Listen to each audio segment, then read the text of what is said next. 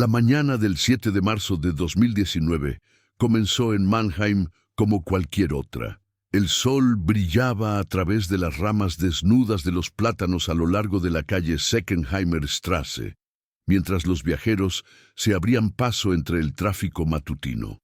En Neckarstadt Ost, un barrio conocido por su diversidad y sus bloques de viviendas densamente construidos, el vecindario cobraba vida poco a poco. Se abrían puertas, se llevaba a los niños al colegio y los primeros clientes entraban en la panadería de la esquina.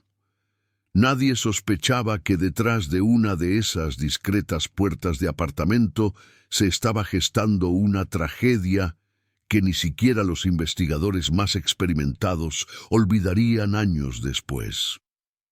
El apartamento, situado en la tercera planta de un edificio de viviendas de los años 70, no llamaba la atención desde fuera. Las ventanas estaban adornadas con macetas bien cuidadas, y delante de la puerta había un felpudo limpio. Allí vivía una pareja que los vecinos consideraban amable y reservada. Saludaban educadamente, cumplían las normas de la comunidad y nunca causaban problemas. Nadie habría imaginado que detrás de esa normalidad se escondía algo inconcebible. Claudia Hartmann, una de las vecinas que llevaba 15 años viviendo en el mismo edificio, recordó más tarde los pocos encuentros que había tenido con la pareja. La mujer, una persona menuda con cabello oscuro y una sonrisa tímida, se la había cruzado ocasionalmente en la escalera. Solía llevar mangas largas, incluso en verano, y evitaba las conversaciones largas. Su marido, en cambio, era más hablador, un hombre de unos 40 años, con un aspecto cuidado y un carisma agradable. Trabajaba en el sector de la logística, como mencionó una vez, y parecía un vecino de confianza. La señora Hartmann nunca había tenido motivos para dudar de esa fachada inofensiva, pero esa mañana ocurrió algo que iba a alterar la tranquilidad del edificio. Hacia las 8:45, el señor Kovacs, un anciano residente en el segundo piso, se dio cuenta de que la puerta principal de la planta baja estaba abierta. Esto era inusual, ya que la puerta normalmente se cerraba automáticamente. Bajó a echar un vistazo y notó un olor débil pero penetrante que subía por la escalera. No era un olor que pudiera identificar de inmediato, pero le produjo una sensación incómoda. Decidió informar a la administración del edificio, pero antes de que pudiera coger el teléfono, sonó el suyo.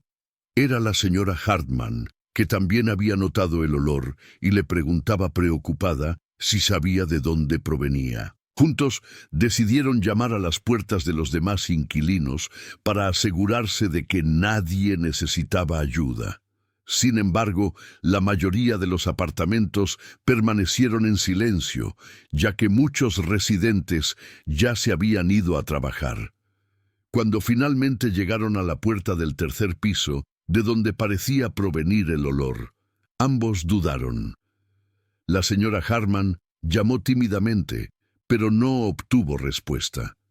El señor Kovacs lo intentó más fuerte, pero tampoco obtuvo respuesta. Finalmente, gritó a través de la puerta si todo estaba bien. El silencio que siguió fue inquietante.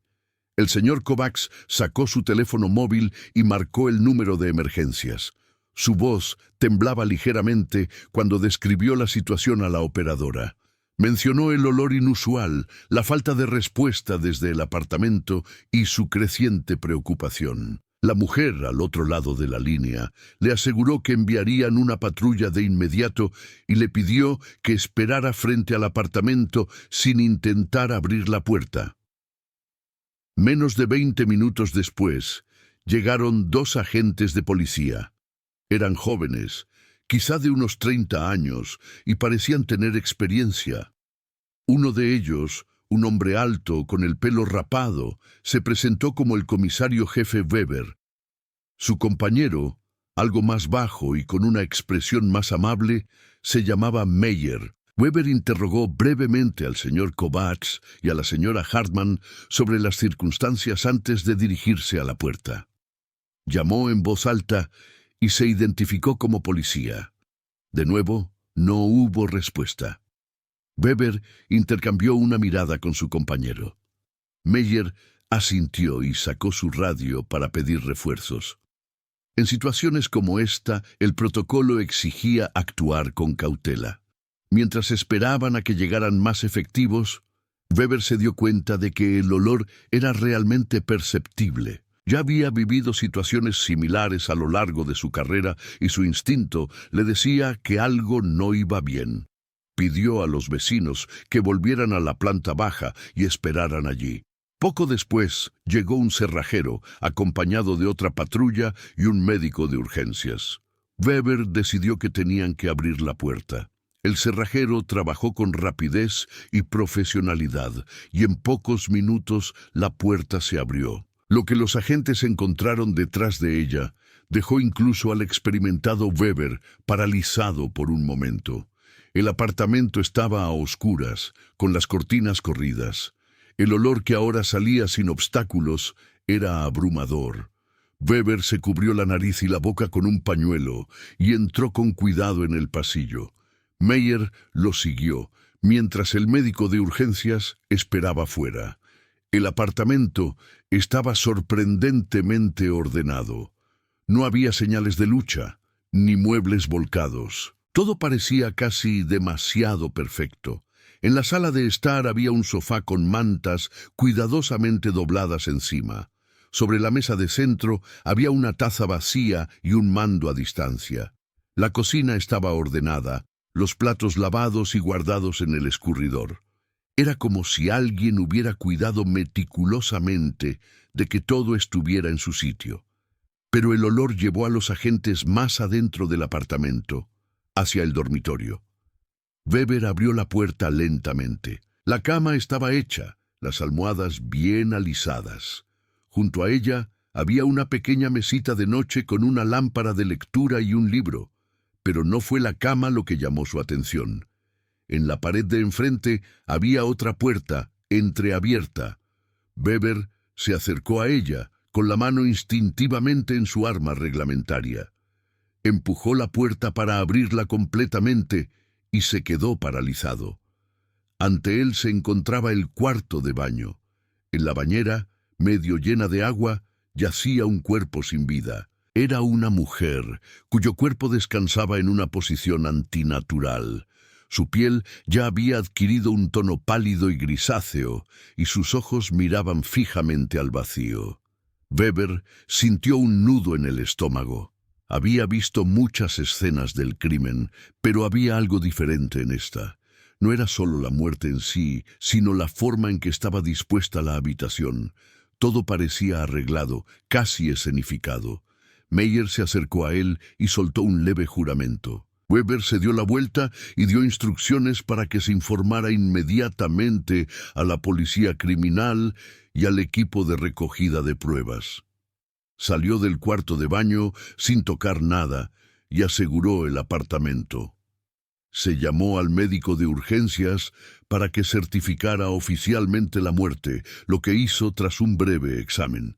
La mujer llevaba muerta varias horas, posiblemente desde la noche anterior. Mientras se iniciaban las primeras investigaciones, los agentes comenzaron a registrar sistemáticamente el apartamento.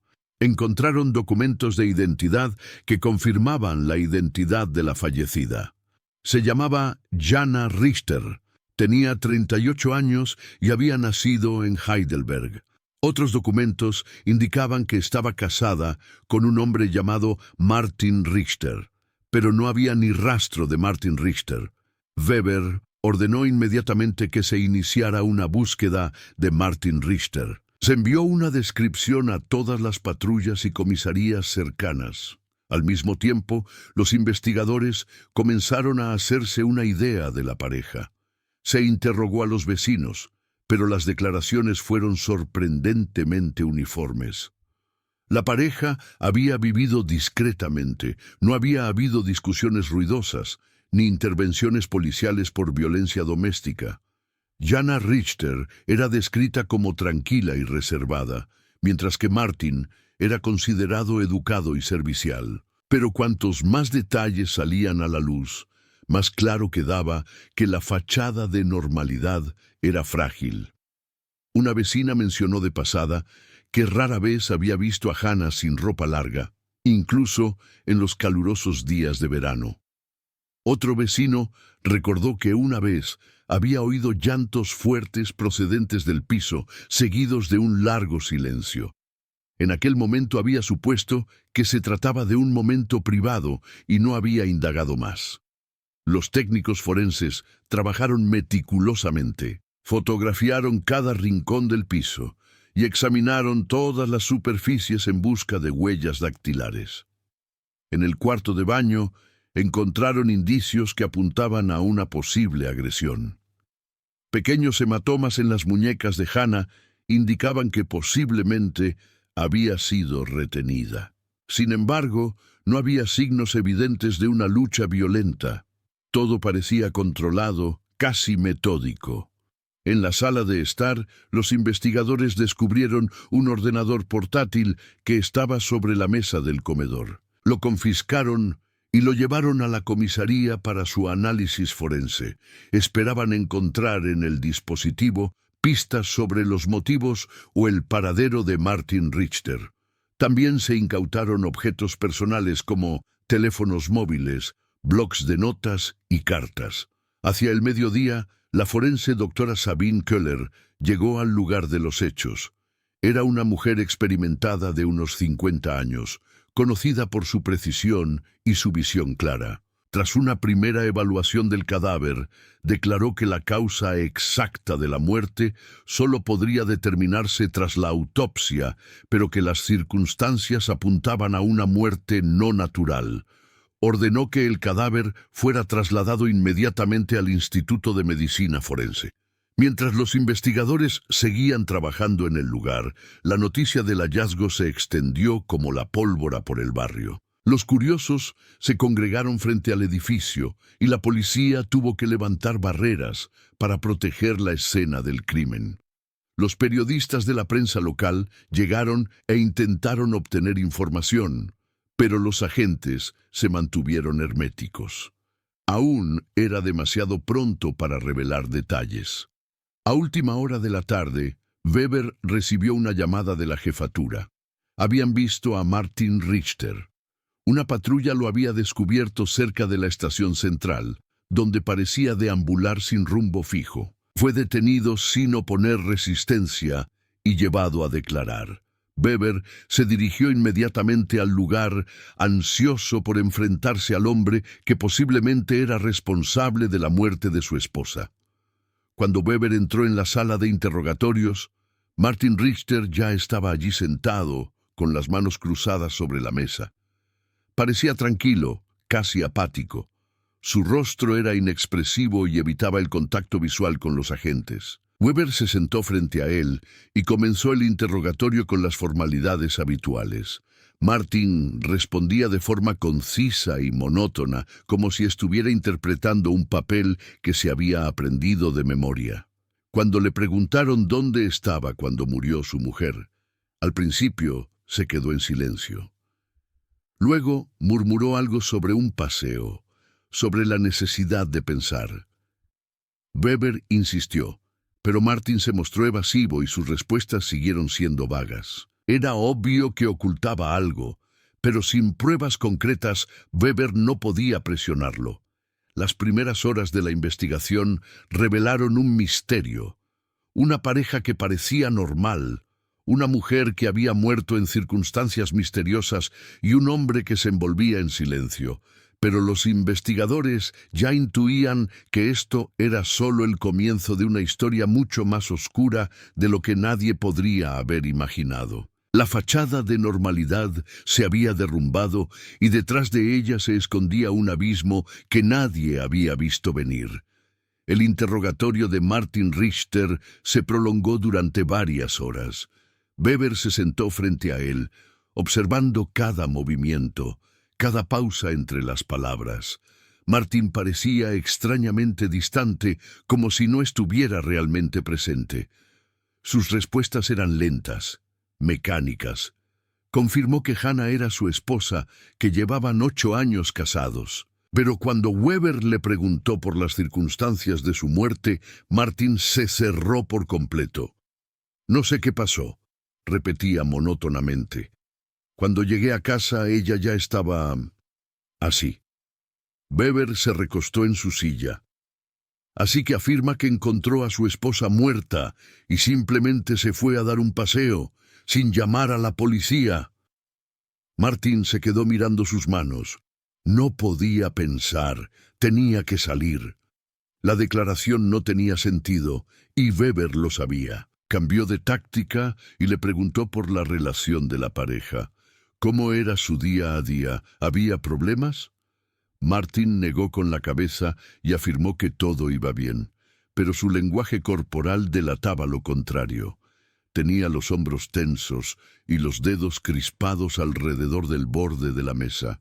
Mientras tanto, el equipo de la jefatura trabajaba a toda máquina. Los especialistas en informática registraron el ordenador portátil del apartamento.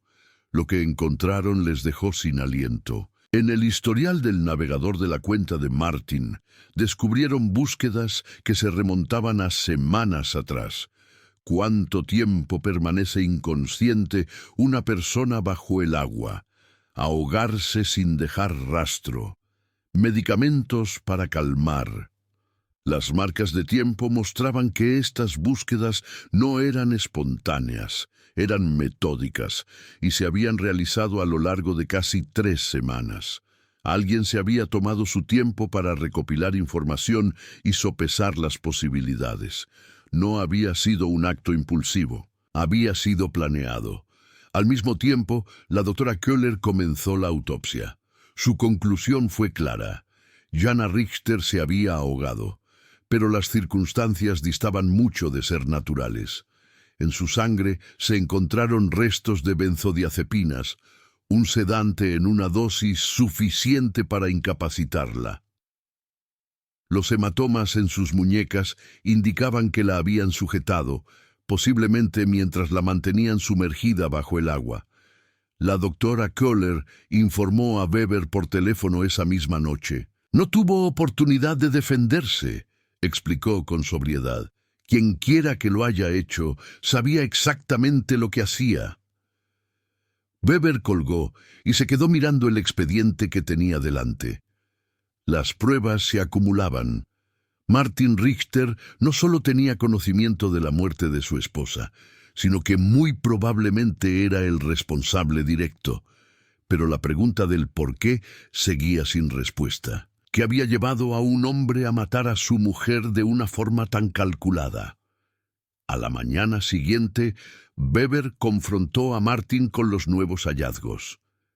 Le mostró las impresiones de las búsquedas y le explicó los resultados de la autopsia. El rostro de Martin permaneció impasible, pero sus manos comenzaron a temblar. Durante varios minutos reinó el silencio en la habitación. Entonces, de repente, algo se rompió en su interior. «Ella quería dejarme», susurró. Su voz era apenas audible, después de todo lo que había hecho por ella. Simplemente quería irse. Weber se inclinó hacia adelante. ¿Y por eso la mató? Martin negó con la cabeza, como si pudiera alejar la realidad. No podía dejarla marchar. Ella me pertenecía. Estábamos hechos el uno para el otro. Las palabras flotaban pesadamente en la habitación. Weber se dio cuenta de que no se trataba de un momento de pérdida de control. Era el resultado de una idea profundamente perturbada de la posesión y el control. Martin no veía a su mujer como una persona independiente, sino como un objeto que le pertenecía.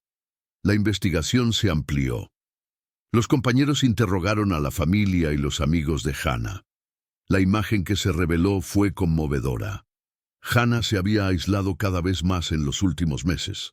Sus amigas contaron que había cancelado reuniones y que Martin siempre quería estar presente cuando se reunían. Su hermana habló de una llamada telefónica en la que Hannah había insinuado que quería abandonar el matrimonio, pero que tenía miedo de hacerlo.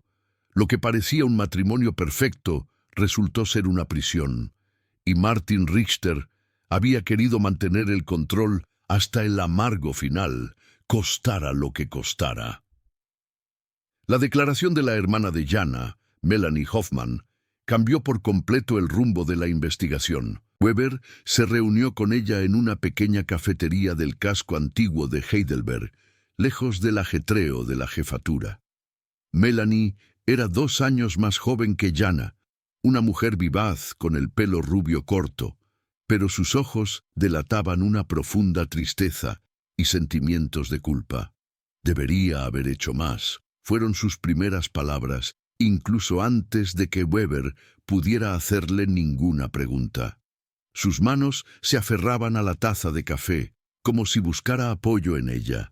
Weber le dio tiempo. Poco a poco, Melanie comenzó a contar.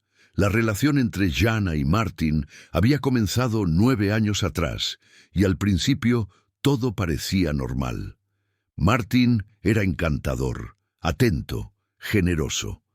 Colmaba a Jana de pequeños regalos y le aseguraba constantemente lo mucho que la quería. La familia no había notado nada sospechoso. ¿Cuándo empezó a cambiar?, preguntó Weber con delicadeza. Melanie respiró hondo. Después de la boda, al principio eran pequeñas cosas. Quería saber dónde estaba, con quién hablaba. Decía que solo era porque la quería mucho. Al principio, a Jana le parecía bonito que le prestara tanta atención. Pero la atención se convirtió en vigilancia. Martin empezó a controlar el móvil de Jana, a leer sus mensajes. Insistía en que ella le contara cada noche con detalle lo que había hecho durante el día. Si se le olvidaba contarle algún encuentro, él se volvía frío y distante, a veces durante días. Ella intentó explicármelo, continuó Melanie con la voz quebrada. Dijo que Martin solo estaba celoso, pero de una forma cariñosa. Yo le creí. Dios, ¿cómo pude estar tan ciega? Weber anotó cada detalle. El aislamiento se había producido de forma sistemática. Martin había convencido a Jana para que dejara su trabajo, supuestamente para que tuviera menos estrés. Él ganaba lo suficiente para los dos, argumentaba. Sin ingresos propios, Jana pasó a depender económicamente de él. Las amistades se sabotearon sutilmente. Cuando Jana quería quedar con sus amigas, Martin tenía de repente una cita importante a la que ella debía acompañarlo. O se ponía enfermo y necesitaba que ella lo cuidara. Poco a poco, de forma casi imperceptible, los contactos sociales desaparecieron de la vida de Jana. La última vez que la vi, Melanie se secó las lágrimas de los ojos. Llevaba un jersey de manga larga, aunque era julio.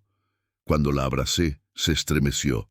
Le pregunté si estaba bien. Ella solo sonrió y dijo que se había golpeado con la puerta del armario. Weber conocía ese patrón. Lo había visto en innumerables casos de violencia doméstica. Las excusas, el encubrimiento, la lenta erosión de la autoestima.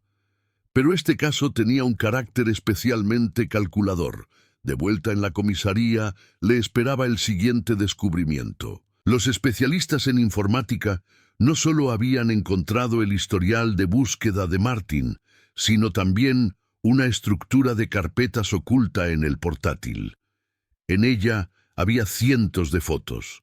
Fotos de Jana en el apartamento, durmiendo, duchándose. Fotos que habían sido tomadas en secreto, sin su conocimiento. Pero eso no era todo. En un documento de texto, Martin había registrado meticulosamente las rutinas diarias de Jana. Cuándo se levantaba, qué comía, cuánto tiempo permanecía en el baño. Había entradas sobre conversaciones que había mantenido por teléfono con su hermana, transcritas íntegramente. Martin había creado un dossier detallado sobre su propia esposa, como si fuera un objetivo bajo vigilancia.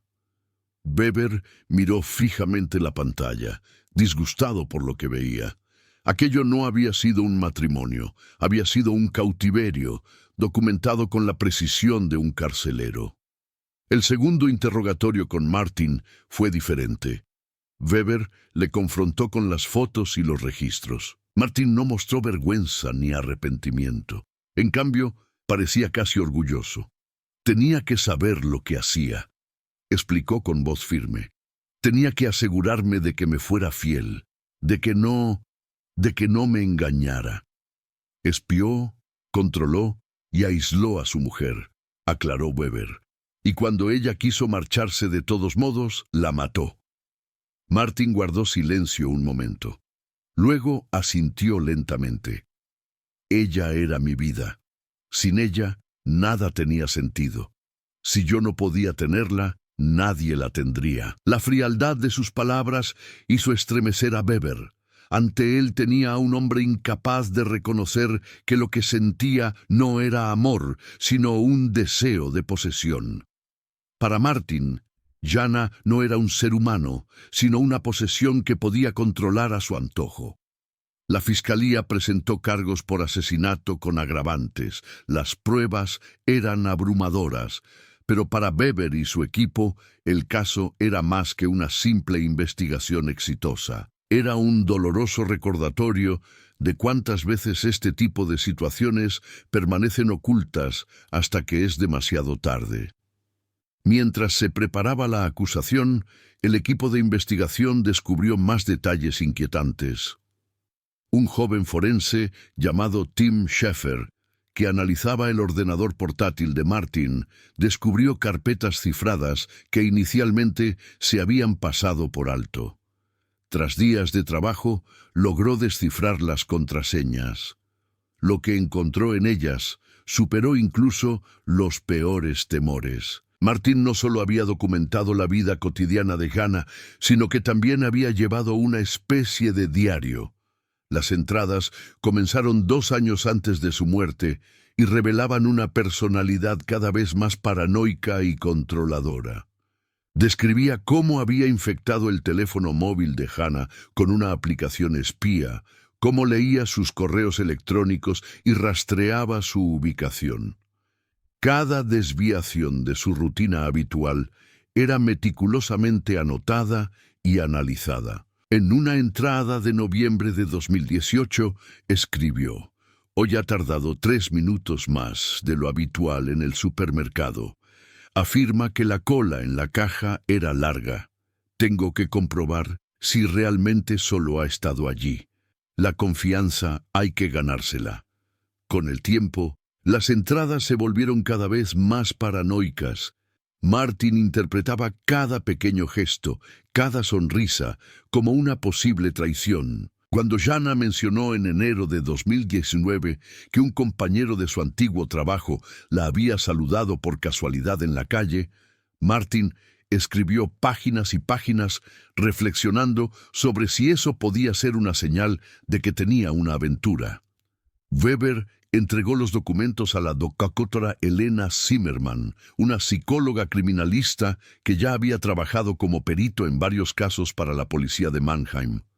Después de revisar los materiales, solicitó una entrevista con Martin. El encuentro tuvo lugar en una sobria sala de interrogatorios. La doctora Zimmerman, una mujer de unos 50 años con cabello gris y un aura tranquila, se sentó frente a Martin. Comenzó con preguntas sencillas sobre su infancia y su familia. Martin respondió de forma mecánica, sin implicación emocional. Pero cuando la doctora Zimmerman dirigió la conversación hacia Jana, algo cambió en su expresión facial. Sus ojos se animaron y su voz se intensificó. Habló de ella como si fuera un personaje ficticio que él mismo hubiera creado. «Era perfecta cuando la conocí», dijo. «Pero el mundo quería quitármela. Otros hombres la miraban. Ella podía haberse ido en cualquier momento. Tenía que protegerla, de todo y de todos. Incluso de sí misma», preguntó la doctora Zimmerman con delicadeza. Martin asintió con seriedad. «Especialmente de sí misma. Ella no entendía lo peligroso que es el mundo exterior. lo rápido que se puede perder a alguien. La psicóloga reconoció el patrón de inmediato. Martin sufría un grave trastorno de apego, acompañado de rasgos narcisistas y obsesivos. En su visión del mundo, Jana no existía como persona independiente, sino como una extensión de sí mismo. Él percibía su deseo de autonomía como una amenaza existencial. Paralelamente, Weber realizó más entrevistas a testigos. Los compañeros de trabajo de Martin lo describieron como una persona correcta, pero distante. Nadie lo conocía realmente. Nunca hablaba de asuntos privados. Nunca participaba en eventos de la empresa. Un compañero recordó que Martin se enfadó una vez cuando alguien bromeó diciendo que su mujer seguramente estaría contenta cuando él estaba de viaje de negocios y ella tenía tiempo para sí misma. Se enfadó mucho, contó el compañero. Dijo que Jana no necesitaba tiempo para sí misma, que eran un equipo, inseparables. Fue un poco inquietante, como lo dijo. También se interrogó a la médica de cabecera de Jana. La doctora Petra Munch recordaba varias visitas en los últimos 2 años. Jana se había quejado de insomnio, ansiedad y dolores inexplicables. La doctora Munch le había recomendado que acudiera a terapia psicológica, pero Jana siempre se había negado. En la última revisión, unas 6 semanas antes de su muerte, observé hematomas en sus brazos, informó la doctora Munch. Cuando le pregunté, me dijo que era torpe y que se golpeaba constantemente, pero los patrones eran sospechosos. Le pregunté si todo iba bien en casa. Ella me aseguró que no había ningún problema. La doctora se reprochaba no haber insistido. Weber intentó tranquilizarla. Muchas víctimas niegan la situación por miedo o vergüenza. Usted hizo lo que pudo, pero la verdad era que el sistema había fallado. Como suele ocurrir en los casos de violencia doméstica, había señales de alerta que no se tomaron en serio o se pasaron por alto. El aislamiento de Jana había hecho que nadie estuviera lo suficientemente cerca como para darse cuenta de la gravedad de su situación. La investigación reveló un último detalle especialmente inquietante. En el diario de Martin se encontraron entradas de los días previos a la muerte de Jana que demostraban que había planeado meticulosamente el asesinato. Había barajado diferentes escenarios, sopesando las ventajas y desventajas. Al final, se decidió por el ahogamiento porque, según escribió, podría parecer pacífico, como un accidente o un suicidio. La frialdad de estas consideraciones conmocionó incluso a los investigadores más experimentados. Martin había pasado semanas planeando el asesinato perfecto, mientras seguía durmiendo junto a su esposa, comiendo con ella y fingiendo que todo era normal. Weber sabía que este caso perseguiría a todos los involucrados durante mucho tiempo. En septiembre de 2019 comenzó el juicio contra Martin Richter en el Tribunal Regional de Mannheim. La sala del tribunal estaba llena hasta los topes. Periodistas, curiosos y, sobre todo, la familia de Jana se habían reunido para ser testigos de la justicia. Melanie Hoffman estaba sentada en la primera fila, con el rostro pálido y las manos entrelazadas. El juez presidente era el doctor Klaus Bernstein, un hombre con más de 30 años de experiencia en la magistratura. Ya había juzgado muchos casos graves, pero el ambiente en esa sala era especialmente tenso. Las pruebas eran abrumadoras, pero Bernstein sabía que el juicio también debía servir para revelar el alcance total de los actos de Martin. La fiscal, la doctora Anna Keller, una jurista precisa y experimentada, abrió el juicio con una exposición objetiva pero contundente de los cargos. Presentó la cronología de los hechos, las pruebas digitales, las búsquedas en Internet y las entradas del diario. Mostró al tribunal las fotos que Martin había tomado en secreto de Jana y describió el patrón sistemático de control y aislamiento. Martin Richter no mató a su esposa en un arrebato de pasión o en un momento de pérdida de control, declaró la doctora Keller. Planeó su muerte durante semanas porque no podía aceptar que ella quisiera llevar su propia vida. Fue un asesinato por motivos viles, alevoso y cruel. El abogado defensor de Martin, Thomas Frey, intentó una estrategia de responsabilidad penal atenuada. Trajo a un perito psiquiátrico que testificó que Martin padecía un grave trastorno de la personalidad que afectaba a su capacidad para controlar sus impulsos. Pero bajo el interrogatorio de la doctora Keller, este argumento se derrumbó. «Profesor», preguntó la fiscal, «si el acusado realmente no tenía control sobre sus impulsos, ¿cómo explica entonces las semanas de planificación, la investigación metódica, el hecho de que intentara borrar sus huellas después del crimen?» El perito tuvo que admitir que las pruebas apuntaban a un acto calculado, no a un acto impulsivo e incontrolado. El momento más emotivo llegó cuando Melanie Hoffman fue llamada al estrado. Con voz temblorosa, describió los cambios que había observado en su hermana, las oportunidades perdidas para ayudarla. Cuando describió cómo Jana se había vuelto cada vez más callada y retraída en los últimos meses, rompió a llorar. «Era mi mejor amiga», sollozó Melanie, «y yo la abandoné. Debería haber visto lo que él le hacía». El juez Bernstein la interrumpió amablemente y le concedió un descanso. En la sala del tribunal se hizo un silencio consternado. La doctora Zimmerman también fue llamada como perito. Explicó al tribunal el perfil psicológico de un agresor controlador, los mecanismos de la violencia doméstica y el aislamiento. Dejó claro que el comportamiento de Martin seguía un patrón clásico que lamentablemente se pasa por alto con demasiada frecuencia hasta que es demasiado tarde. El acusado no percibía a Jana como una persona independiente, explicó la doctora Zimmerman. Para él, ella era un objeto que le pertenecía. Cuando este objeto quiso desarrollar su autonomía, él lo percibió como una amenaza insoportable para su identidad. El propio Martin apenas hizo ningún intento por defenderse durante el juicio. Se sentó impasible, con la mirada baja la mayor parte del tiempo. Solo cuando se leyeron extractos de su diario, se le escapó una breve emoción en el rostro. No de vergüenza, sino más bien de satisfacción, como si viera confirmados sus pensamientos de entonces. Cuando finalmente se le dio la oportunidad de hacer una última declaración, se levantó y dijo con voz monótona: «Jana lo era todo para mí.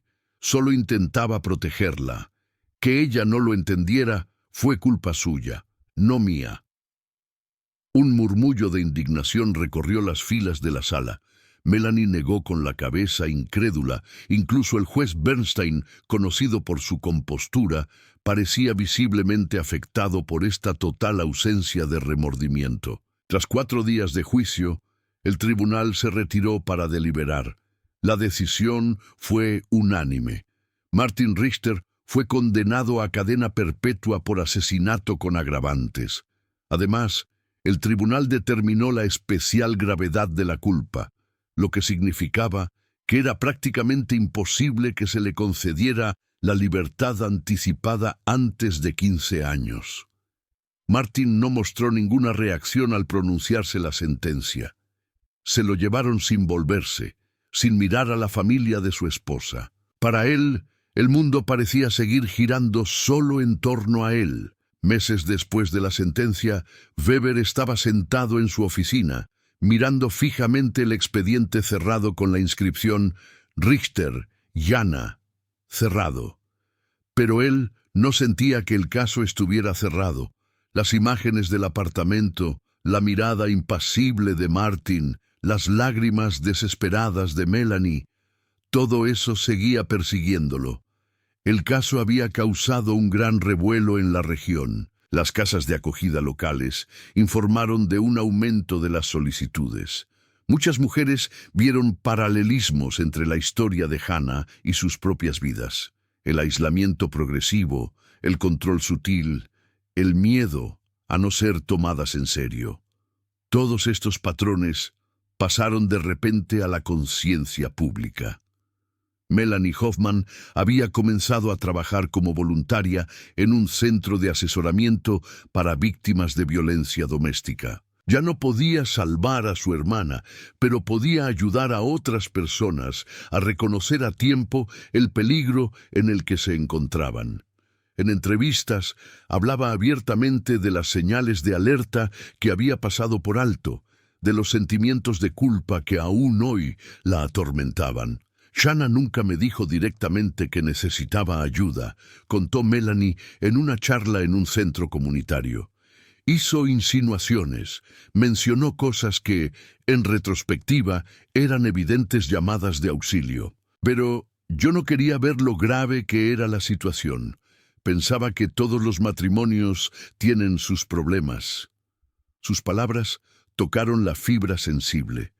Muchos de los asistentes se reconocieron en esa descripción, como la amiga que no había insistido, como la vecina que había mirado hacia otro lado, como el familiar que no había sabido interpretar las señales.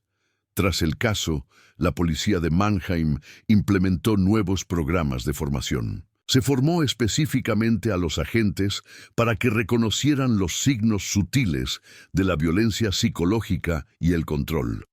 La propia Weber dio charlas a jóvenes policías y siempre insistía en lo mismo.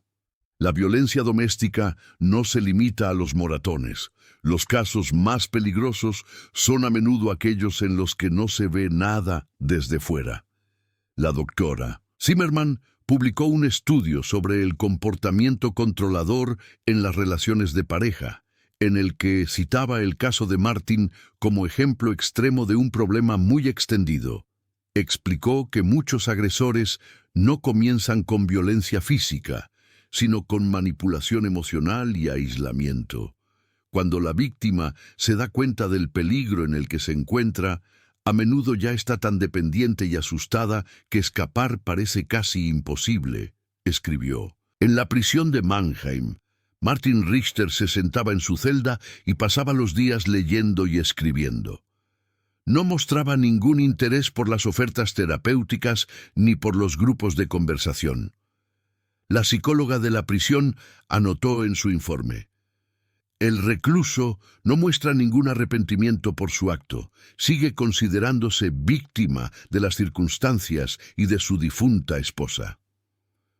Para la familia de Hannah no hubo un verdadero cierre. Su padre, que no se perdió ni un solo día del juicio, visitaba regularmente su tumba en el cementerio de Heidelberg. Allí había una lápida sencilla con la inscripción: Jana Richter, nacida Hoffman, amada e inolvidable. Un año después de la sentencia, Melanie organizó un acto conmemorativo en honor a Jana. Acudieron más de 100 personas, muchas de ellas desconocidas, que se habían enterado del caso a través de los medios de comunicación. Depositaron flores, encendieron velas y compartieron historias de sus propias experiencias con la violencia doméstica. Weber también participó, vestido de civil y en segundo plano. Observó cómo Melanie hablaba ante la multitud reunida, con voz firme, pero llena de emoción. Hannah no es solo una estadística, dijo. Era una hija, una hermana, una amiga, y se la podría haber salvado si todos hubiéramos sido más valientes, si hubiéramos prestado más atención. Cuando terminó el acto y la multitud se dispersó, Melanie se acercó a Weber. «Gracias por estar aquí», le dijo en voz baja. Weber asintió. Su caso ha cambiado muchas cosas. No lo suficiente, pero es un comienzo. ¿Cree que alguna vez entenderá lo que ha hecho?, preguntó Melanie. Weber dudó y luego negó con la cabeza. No. Las personas como Martin Richter carecen de la capacidad de empatía. Para él, Jana siempre será solo una posesión que ha perdido. Melanie miró al cielo, donde estaba anocheciendo. Entonces, tendremos que asegurarnos de que otras personas no sufran el mismo destino. En los años siguientes, la historia de Jana se convirtió en parte de campañas de concienciación. materiales educativos y debates sobre la violencia doméstica. Su muerte había sido absurda y trágica, pero de ella surgió una concienciación que podía salvar vidas. El caso Richter siguió siendo un ejemplo aleccionador de que el peligro no siempre es ruidoso, que los monstruos no siempre son reconocibles y que el mayor control es a menudo el que no se ve hasta que es demasiado tarde.